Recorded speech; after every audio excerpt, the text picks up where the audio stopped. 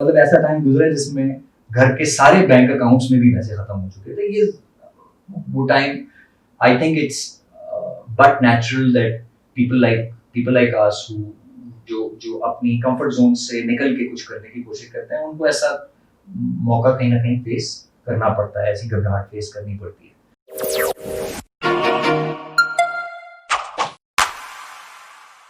अस्सलाम वालेकुम नाज़रीन। आज के शो में जो मेरे साथ गेस्ट हैं वो हैं फ़ई, जो कि एक एक्टर हैं, डायरेक्टर हैं। तो आए आज आपको मुलाकात करवाते हैं अपने नए गेस्ट के साथ। अस्सलाम वालेकुम। कैसे हैं? अस्सलाम। शुरुआत से शुरू करूँगा। कहाँ पैदा हुए और तालीमी सफ़र कहाँ से शुरू? I was born in Peshawar, और पेशावर हमको दो तीन दफ़ा गए, दो तीन दफ़ा मीन्स के हमारी फैमिली जो थी वो पहले पेशावर रही कुछ अर्सा, फिर कहीं और रही, फिर पेशावर रहे। तो हम सब सिबलिंग्स समहाउ पेशावर में ही पैदा हुए। तो पेशावर में ही मेरी इब्तिदा हुई, और फिर इस्लामाबाद में जैक एंड जिल एक स्कूल हुआ करता था, वहाँ पे मेरा दाखिला हुआ। मुझे पहला दिन स्कूल का याद है, उसके अलावा मुझे स्कूल का कुछ याद नहीं है। और फिर उसके बाद पेशावर अगेन, स्कूलिंग पेशावर में जारी रही क्लास 5 तक, नहीं, क्लास 3 तक। फिर I move to Multan. Multan में फिर मेरा सबसे लंबा अर्सा गुजरा, विच वाज 88 टू 99, 11 ईयर्स, जहाँ मेरी बाकी मानदा स्कूलिंग, कॉलेज, फेलियर्स, सब्लियाँ, वो सब मैंने मुल्तान में गुजारा। एंड सो टीन एज मेरा सारा मुल्तान में निकल गया। एंड आफ्टर मुल्तान फिर we shifted to, for higher education I shifted to डेरा इस्माइल खान, एक मजीद तरक्की याफ्ता शहर में। तो वहाँ से मैंने अपना बैचलर्स किया, वुमेन यूनिवर्सिटी नाम था यूनिवर्सिटी का। And at the time of my life, पता नहीं पढ़ाई में हमने क्या किया वो तो मुझे अभी तक नहीं पता, लेकिन इन्जॉय बहुत किया। और after D I Khan I think last year अभी ग्रेजुएशन हुई नहीं थी when I started moving to Islamabad for theatrics. Theatre करना है और लिखना है और एक्ट करना है और ये वो। तो then from 2003 onwards I was more in Islamabad. बस फिर 2004 से कांस्टेंट इस्लामाबाद में ही रहा। 4 to 14 that I spent in Islamabad, and then I moved to Karachi. इस दौरान इस्लामाबाद में मैंने बहुत सारी नौकरियां की, बहुत सारा थिएटर किया, MBA भी यहीं से कर लिया, और पढ़ाना भी शुरू कर दिया, तो यहाँ पढ़ाया भी काफ़ी सारा। एंड फिर I move to Karachi. So for the past 5 years I have been working in Karachi and living in Islamabad. तो इट्स बीन लाइक, तो मैं ज़्यादा हवा में नहीं होता हूँ। तो बचपन, तालीमी सफ़र, फिर आती है जॉब। पहला जॉब कौन सा था? मेरी पहली जॉब, अगर तो बिल्कुल जॉब की बात आप कर रहे हैं, मतलब वो जो शुरुआत जहाँ से बंदा मतलब पहली बार हो। देखिए, पहली दफ़ा मुझे पैसे मिले थे, एक प्ले था, मतलब मैं जब ये भागता दौड़ता फिर रहा था ना, ड्यूरिंग माई डेरा इस्माइल खान की ग्रेजुएशन इस्लामाबाद में भागता दौड़ता फिर रहा था, कोई काम मिल जाए तो एक छोटा सा ड्रामे का एक छोटा सा किरदार मुझे थिएटर प्ले का वो जमाल शाह साहब के साथ मिला, और एक अंग्रेज डायरेक्टर आई थी क्लियर पेमेंट। तो वो एक ही प्रोजेक्ट में दो खेल थे, एक ओपनिंग में होना था, एक एंडिंग में होना था, और मैं किसी तरीके से ना, मतलब I sneak my way into both of those. दोनों में मैंने ऑडिशन नहीं दिया था, लेकिन बस मैं एक जगह गया, उन्होंने बिठाया, उन्होंने देखा, उन्होंने कहा चलो रख लेते हैं। दूसरी जगह गया, उन्होंने बिठाया, उन्होंने देखा, उन्होंने कहा चलो रख लेते हैं। तो यूँ करके I work for both of them.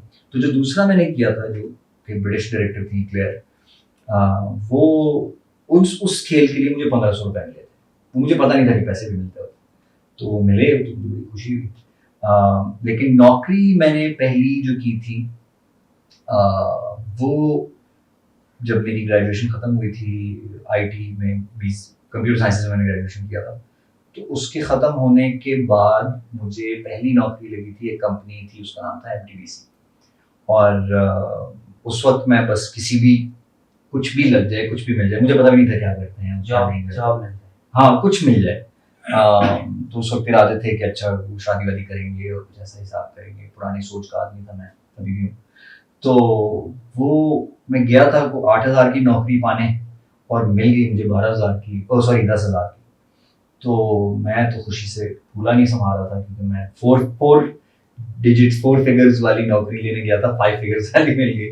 तो I was very happy and it was nice time. और उसी के कोई 2 महीने बाद मुझे एक एडवर्टाइजिंग एजेंसी में भी काम मिल गया, तो मैंने 2 काम पैरेलल करना शुरू कर दिए। सुबह मैं एडवर्टाइजिंग एजेंसी में होता था, शाम को मैं एमटीवीसी में होता था। तो बस वो तकरीबन उसी तरह मैंने साल गुजारा। That's how started.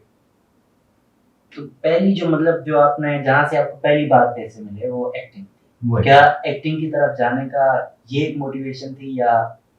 नहीं, एक्टिंग तो मैं तो पागलों की तरह पड़ा हुआ था एक्टिंग के पीछे और काम के पीछे, बेसिकली जो मीडिया रिलेटेड क्रिएटिव काम है उसके पीछे पड़ा हुआ था। एडवर्टाइजिंग एजेंसी में मैंने अप्लाई इसलिए किया था बिकॉज मुझे लगता था यहाँ बड़ा क्रिएटिव काम होता है।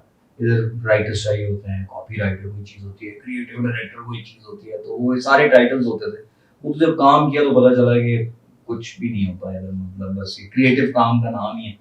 बाकी वही पुराना जो है ना, एक इंजन चल रहा है, क्लाइंट की मर्जी पे वो आप चला रहे होते हैं। तो फिर आई लेफ्ट एज वेल। मगर एक्टिंग तो मैं जब डेरा इस्माइल खान में था तो उस वक्त फिल्में बनाना, एक्चुअली जब मैं मुल्तान में था, जब ये खान हम शिफ्ट नहीं हुए थे, तो मेरा दिमाग इस तरफ जा चुका था कि मुझे अपनी ज़िंदगी में जो काम करना है वो ये करना है कि मुझे फिल्में बनानी है, ये क्लियर था। तो डी ए खान का टाइम मैंने कॉम्प्रोमाइज में गुजारा कि अभी मैं कुछ नहीं कर सकता, ना हमारे पास पैसे हैं, ना हमारे पास अपॉर्चुनिटीज़ हैं, ना कोई डिग्री ऑफर कर रहा है फिल्म कि मैं वो डिग्री की तरफ चला जाऊँ। पाकिस्तान में थी नहीं कोई डिग्री इस तरह की उस टाइम पे।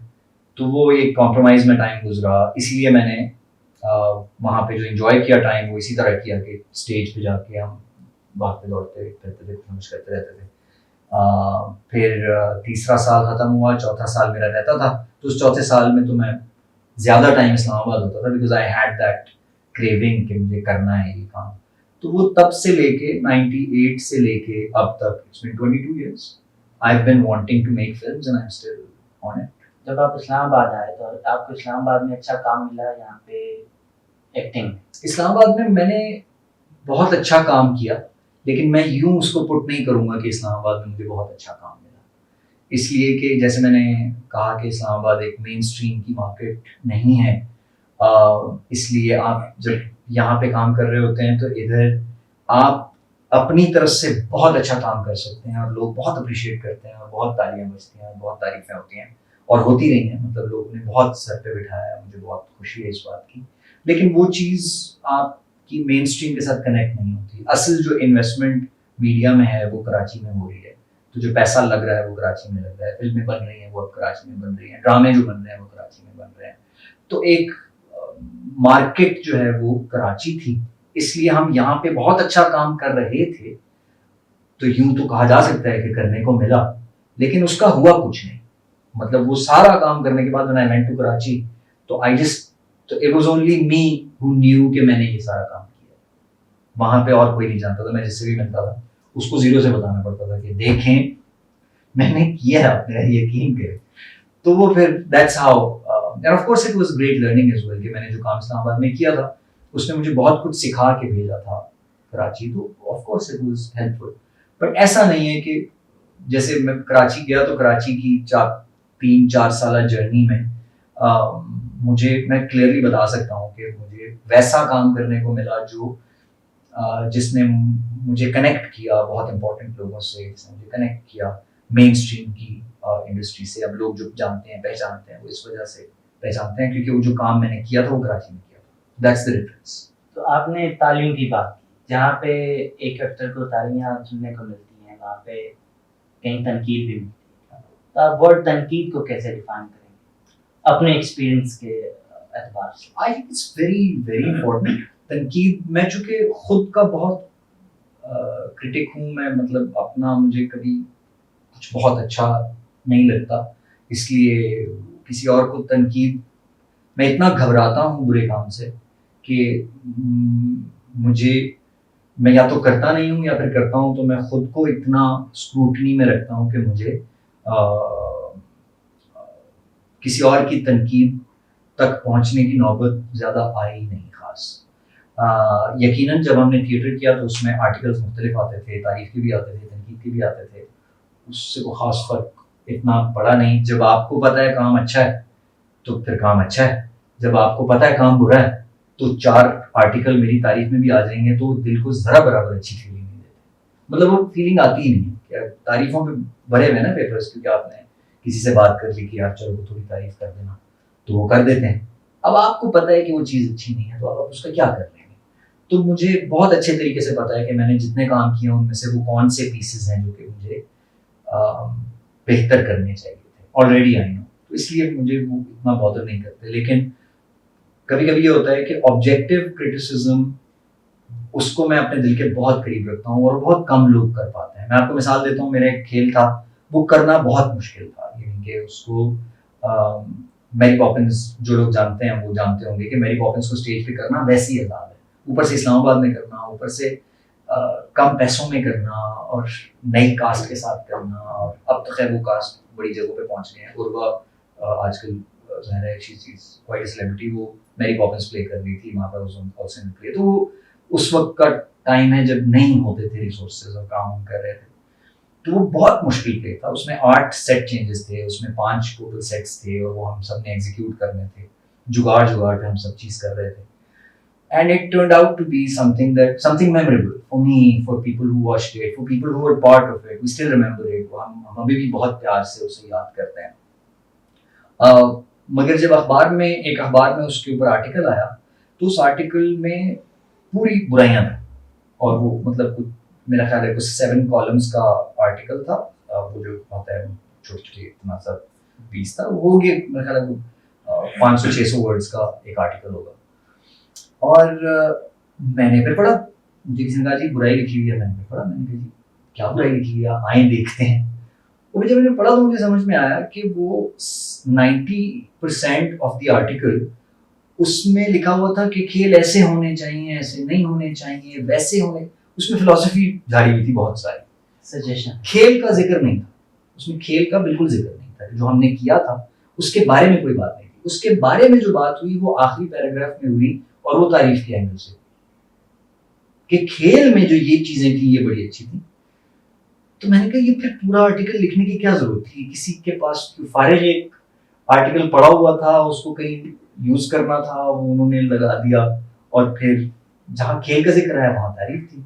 सो सम पीपल, ये जो जर्नलिस्टिक क्रिटिसिज्म, क्रिटिक्स जो क्रिटिसिज्म करते हैं, ये फिल्म इंडस्ट्री में भी अब मैं देखता हूँ, तो मैं क्रिटिक्स का बहुत सख्त क्रिटिक हूँ, लेकिन सिर्फ दोस्तों में, तो मैं पब्लिकली उसको ज़्यादा लेकर आता नहीं हूँ कि मुझे किस पे एतराज़ है किस पे नहीं। लेकिन हम लोग ऑब्जेक्टिव क्रिटिसिज्म नहीं करते, किस माहौल में क्या चीज़ बनाई जा रही है, किस माहौल में क्या चीज़ किसके लिए बनाई जा रही है, ये सब बहुत इंपॉर्टेंट होता है। आपको अच्छा नहीं लगा, इससे कोई फर्क नहीं पड़ता, क्योंकि आपके लिए शायद वो बनाई नहीं गई थी। तो इस एंगल से क्रिटिसिज्म करना कि मुझे नहीं पसंद आया, ये आम ऑडियंस के लिए तो मेरी सर आंखों पर, लेकिन एक एनालिस्ट के लिए इस तरह से क्रिटिसिज्म करना is nonsensical, it doesn't work. तो मैं फिर हंसता हूँ, मैं फिर कहता हूँ अच्छा बस आपके लिए बनाया है नहीं। तो इस सारे काम के पीछे, इन सारी बातों के पीछे एक चीज के पीछे लोग भागते हैं, और वो है सक्सेस। आप सक्सेस को कैसे डिफाइन करें? मैं तो पता नहीं, I don't relate, because success is defined very differently. छोटे फेजेस होते हैं ना सक्सेस के, कि मेरा ये कॉमेडी स्केच आ रहा है, इसमें मुझे इतनी ऑडियंस का इतना रिस्पांस चाहिए, एक टारगेट्स होते हैं, छोटे टारगेट्स, नहीं जो के बाद में मैं नहीं छोटे टारगेट्स पे इतना जाता, जाहिर है एवरीथिंग कंट्रीब्यूट्स, बट मैं सक्सेस को जरा डिफरेंटली डिफाइन करता हूँ। मेरे लिए if you're happy with where you're going, if you're happy with what you're doing, if you're happy with where you are, ये 3 चीजें आप यूँ समझ लें, और इसको एक ही कूजे में बंद कर दें तो आप कहेंगे कि if you're happy, तो that's successful। अब मेरे लिए I'm happy, but क्या इसका ये मतलब है कि मुझे सितारों पे कमंदे नहीं डालनी कि I'm happy बस मैं इसी तरह रहूंगा? नहीं, I'm happy because मुझे नजर आ रहा है कि मुझे सितारों पर कमंदे डालनी हैं, और मैं उस कोशिश में कहीं अपनी कमंद रगड़ रहा हूँ, कभी मैं सितारों की तलाश में हूँ, कहीं मैं उस गाड़ी को बनाने की कोशिश कर रहा हूँ जो मुझे सितारे के करीब ले जा सके। तो ये सक्सेस है कि मैं ये सब कर रहा हूँ। मैं कल मर जाऊं, मैं अभी मर जाऊं, थोड़ी देर बाद मैं हूं, मैं नहीं हूं, इससे क्या फर्क पड़ता है। लेकिन ये जो प्रोसेस है, ये जो लगन है, ये मुझे सक्सेसफुल बनाती है मेरी नजर में। So I am successful because I feel I am successful because I am on it and it makes me happy. अगर मैं रुक जाऊंगा, it will not, I will not be happy. तो तो ये एक सफर जो है ना, वो कामयाबी है। जो लोग मंजिल को कामयाबी समझते हैं, वो उस मंजिल पे पहुंच भी, उन्हें वो अंडर एस्टिमेट करते हैं कुदरत को। क्योंकि मैं कितना बड़ा टारगेट रख लूंगा जो अनअचीवेबल, कोई टारगेट अनअचीवेबल नहीं होता। It works like crazy. आजकल लोग कैसे वायरल हो रहे हैं, ठीक है, मतलब किसी ने कभी सोचा भी नहीं होगा, और मतलब 20 मुल्कों में उस शख्स की वीडियो और उस शख्स की कही हुई बात पे लोग बात कर रहे होंगे और शेयर पे शेयर कर रहे होंगे, और वो एक रिकग्नाइजेबल फेस बन जाएगा, इतना कि वो छुपता फिर रहा। तो आप क्या सोचेंगे कि मैं कहाँ पहुंच जाऊं। जब आप मंजिल को सक्सेस समझ लेते हैं, तो उस मंजिल पे जब आप पहुंच जाते हैं, तो आप खो जाते हैं। तब आपको होता है कि अच्छा, ये तो कर लिया, अब यहां से आगे क्या है। सो मेरी नजर में success is a journey, it's an unending journey. And अगर आप 90 साल की उम्र के होने के बावजूद अपने अंदर से वो लगन, अपने अंदर की वो लगन बचा सकें, तो आप कामयाब। कामयाबी आपकी आए, हम आपकी बचपन की जिंदगी के बारे में बात हुई, आपकी जो जर्नी थी उसके रिलेटेड बात हुई। इस सब में मुश्किलात आती, कोई एक ऐसा टाइम जिसको आप चाहें कि मैं वापस पास में जाऊं और उसको फिक्स करूं, कोई ऐसा कोई ऐसा डिसीजन, इंसिडेंट या कोई ऐसा डिसीजन, कोई आई ऐसी बात, don't think I will change anything. जाहिर है बिल्कुल ऐसे मोमेंट्स आए जिसमें मतलब कोई रिग्रेट नहीं। वो होता नहीं कि जेब में 10 रुपए भी नहीं थे लेकिन बैंक अकाउंट में करोड़ों थे, ऐसा नहीं था। मतलब ऐसा टाइम गुजरा जिसमें घर के सारे बैंक अकाउंट्स में भी पैसे खत्म हो चुके थे। ये वो time, I think it's but natural that people like us who जो अपनी कंफर्ट जोन से निकल के कुछ करने की कोशिश करते हैं, उनको ऐसा मौका कहीं ना कहीं फेस करना पड़ता है, ऐसी घबराहट फेस करनी पड़ती है। लेकिन these things they define us, the way we handled them, the way we reached where we reached after those moments. हम बहुत प्रिविलेज्ड हैं। मेरे पास वो सारे पैसे खत्म हो गए थे, लेकिन मुझे फिर भी पता है कि मैं फिर भी इतना प्रिविलेज था कि अगर मैं 2-4 हाथ मारता तो कहीं ना कहीं से 8-10 लाख इकट्ठे हो ही जाते। क्योंकि कहीं रिश्तेदारों में, कहीं दोस्तों में, कहीं कुछ ना कुछ। सो मैं फिर भी ये समझता हूँ कि हम बहुत प्रिविलेज्ड हैं। तो मैं क्यों किसी चीज को चेंज करूं और ये सोचूं कि जो मुझ पे गुजरी वो किसी और से ज्यादा थी, वो किसी और से फिर भी बहुत कम थी। मैं जो मुड़ के चेंज करना चाहूंगा वो तकलीफ है जो हमारे डिसीजंस की वजह से और लोगों पे गुजरती है, which is the sadder part, जो कि मुझे ज्यादा तकलीफ देता है। I think whatever I've become is because of the struggles and the difficulties and the challenges that I have had to face. मैं इस वक्त इस तरह से बात इसी वजह से कर रहा हूँ क्योंकि उनसे गुजरा हूँ, वरना मैं इस तरह भी बात कर सकता था आपसे क्योंकि जिंदगी सकून में गुजरी। सिंपल। आप लाइफ को कैसे एक्सप्लेन करेंगे कि what is life? I think एक बड़ी बात को एक छोटी सी लाइन में अगर आपको कहना, बहुत फिलोसॉफिकल हो जाएगा। तो मैं, क्योंकि आप राइटर भी हैं, तो एक अच्छा राइटर कुछ भी कर सकता है। आई थिंक देखें, लाइफ इज एक्सपीरियंस। अब ये मैं इसको आप सिंपल टर्म्स में ले जाना चाहें तो आप सिंपल टर्म्स में ले जाएं, इसको आप वो क्या कहते हैं, उसको क्या कहते हैं, न्यूटन की थ्योरीज की तरफ ले जाना चाहें तो वहां भी आप लेके जा सकते हैं कि लाइफ अगर आप महसूस नहीं कर रहे तो आप मौजूद भी हो तो आपके लिए एग्जिस्ट नहीं करती। समझ रहे हैं? अगर आप महसूस नहीं कर रहे तो फिर वो चाहे 12 दफा गुजर जाए आपके ऊपर, इससे क्या फर्क पड़ता है। अच्छा तजर्बा, अच्छा एहसास, ये आपके लिए इस दुनिया में भी जन्नत है।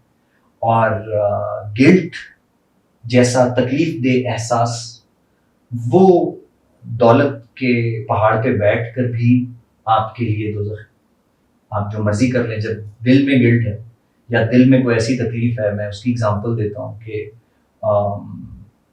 अक्सर मैं एग्जांपल देता हूँ कि आपके पास अचानक लॉटरी निकली और 20 करोड़ आपके हाथ में आ गया। अब हमारे, जब मैं एग्जांपल देता था उसमें 20 करोड़ बड़ी चीज़ होती थी, आजकल की तो रिसेंट हुकूमतों ने कुछ खास छोड़ा नहीं 20 करोड़ को, बट एग्जांपल बड़ी कर लेते हैं, 10 अरब रुपए आपके पास एक लॉटरी पे निकला है, अब आपके पास सब कुछ है, अचानक सामने आ गया। उसी शाम आपको पता चलता है कि आपकी एक बेटी या आपका एक बेटा जो है वो कहीं खुदा न खास्ता गुम हो गया, खो गया, और वो आपको अगले 5 साल तक नहीं मिलता। नहीं, मुझे बताएं, वो जो दौलत के मिलने की राहत थी वो इतनी बड़ी हो सकती है कि वो इस तकलीफ को ओवरटेक कर सके? नहीं कर सकती ना। तो ये एहसास है जो जिंदगी है। आप अगर मर जाते हैं तो आपको बताया ही जाता है कि मरने के बाद खत्म नहीं होता, एक एहसास है जो चलता रहता है, वो एहसास आपको जन्नत दोज़ख का एक्सपीरियंस दिलाता है। तो एक्सपीरियंस, एहसास, that's life. What is that? Death for me is continuation of life. I mean, it's just a moment. It's just a, आप एक कमरे से निकले दूसरे कमरे में चले गए, और क्या बस वो आप उस कमरे से निकल पिछले गए।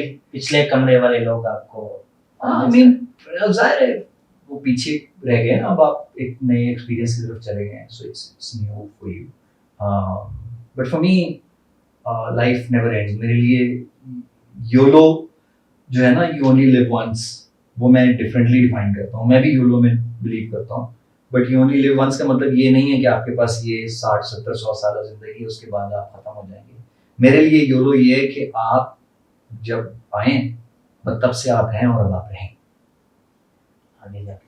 आगे जाके भी रहेंगे। वही चीज़ हमें हर स्क्रिप्चर यही बता रहा है, हमें हर, अब तो साइंस भी यही बताने की कोशिश कर रही है। तो अगर हम इसको समझ लें तो हमें ये यकीन आ जाएगा कि जो कुछ हम अपनी ज़िंदगी में कर रहे होते हैं वो हमारी आगे की पूरी ज़िंदगी को डिफाइन कर रहा होता है। तो चाहे वो आफ्टर लाइफ की ज़िंदगी है या लाइफ की, जो इस लाइफ की, आफ्टर लाइफ की जो भी ज़िंदगी है, वो उसको डिफाइन कर रहा होता है। तो हमारे हर एक्शन हमारी उस जर्नी को डिक्टेट कर रहा होता है। तो इसलिए मेरे लिए वो डेथ जो है is just a moment where you'll change friends. That's it. तो एक आखिरी क्वेश्चन, एक एडवाइस जो आने वाले नए कंटेंट क्रिएटर्स हैं या जो आने वाले नए डायरेक्टर्स हैं उनके Advice, I think if we stop thinking कि जो हो रहा है वो ठीक है, वो करेंगे तो हमारे जीने का और हमारे काम करने का हक अदा होगा। अगर हम इस सोच को थोड़ी देर के लिए सस्पेंड करें और ये सोचना शुरू करें कि वो क्या है जो नहीं हो रहा, जो नहीं किया जा रहा, जिसको करने की बहुत सख्त ज़रूरत है, तो शायद हम ज़्यादा बेहतर क्वालिटी का काम देना शुरू कर दें। मैं इसकी मिसाल आपको क्या दूँ, मैं ए.आर. रहमान से एग्जांपल दे देता हूँ कि ए.आर. रहमान के पास अब काम की और फेम की कोई कमी तो नहीं है, अवार्ड्स की भी कोई कमी नहीं है, लेकिन वो जब प्रोजेक्ट ले रहे होते हैं तो ना वो उसका बड़ा डायरेक्टर देख रहे होते हैं, ना वो उसका बड़ा पैसा देख रहे होते हैं, ना वो उसका बड़ा स्केल देख रहे होते हैं। वो ये देख रहे होते हैं कि जो कहानी सुनाई जा रही है, जिस कहानी के साथ मेरा बनाया हुआ काम साथ जाएगा, क्या वो कहानी मुझे सुनाने में मज़ा आ रहा है? तो आप जितने उनकी बात या इंटरव्यू सुन लें, वो छोटे से छोटा डायरेक्टर, छोटे से छोटा प्रोजेक्ट जिसके काम और कहानी में उनको यकीन आ गया, उनसे फिर वो पैसों की बातचीत नहीं करते और बस वो काम हो जाता है और हम फिर उसको एक मेमोरेबल प्रोजेक्ट के तौर पे, मेमोरेबल फिल्म या किसी चीज़ के तौर पे याद करते हैं। तो ये अपने काम में यकीन रखने वाले, और कहते हैं ना वो ये यकीन रखने वाले कि काम जो हो अच्छा हो, उस पर यकीन रखने वाले लोग ही क्रेजी काम करते हैं। आई ऑलवेज बिलीव कि मैं क्रेजी हूँ, मैं पागल हूँ, मुझसे जितने लोग बात करते हैं वो उनमें से अक्सर का ख्याल ये होता है कि इसकी सोच पागलों वाली है, ये ड्रीमर है फजूल का, और ऐसा होता नहीं है रियल लाइफ में। हाँ, रियल लाइफ में ऐसा होता नहीं। बट फिर जब हमने वो तीली का प्रोजेक्ट किया और उसका हमें रिस्पॉन्स मिला, तो वैसा रिस्पॉन्स पहले पाकिस्तान में कभी किसी को नहीं मिला था। तो मेरा अपने लिए भी और उनके लिए भी जवाब यही होता है कि मतलब जब ऐसा सोचते ही नहीं तो फिर ऐसा होता ही नहीं। हम वही करने चल पड़ते जो पाकिस्तान में कामयाबी से हो रहा है, तो जो पाकिस्तान में कामयाबी से नहीं हो पाया था वो कामयाबी से कब होगा। तो फिर वो जब करके दिखा दिया तो सबके सामने आ गया। And that has sort of cemented my belief कि अब दोबारा जब मुझे कोई कहता है ना कि जी अच्छा आप आए जी तीली की तरह का कुछ बनाता है, मैं कहता हूँ क्यों, बना लिया ना अब वो हो गया, अब वो करते हैं जो नहीं हो रहा। So that is my advice for people who believe in their own selves, in their own work, कि वो करें जो नहीं हो रहा, फिर वो नजर आएगा जो पहले कभी नहीं। थैंक यू सो मच, आपने टाइम दिया। तो नाज़रीन, ये था आज के शो। मिलते हैं नेक्स्ट शो में एक नए गेस्ट के साथ और कुछ नई बातों के साथ। अल्लाह।